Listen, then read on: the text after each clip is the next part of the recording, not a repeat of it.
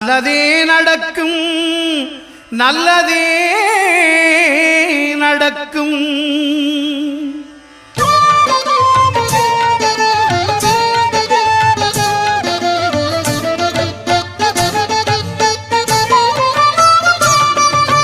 ஒன்பது கோளும் ஒன்றாய் காண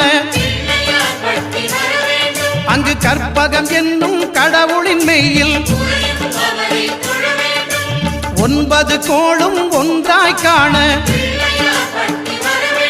அங்கு கற்பகம் என்னும் கடவுளின் மெய்யில்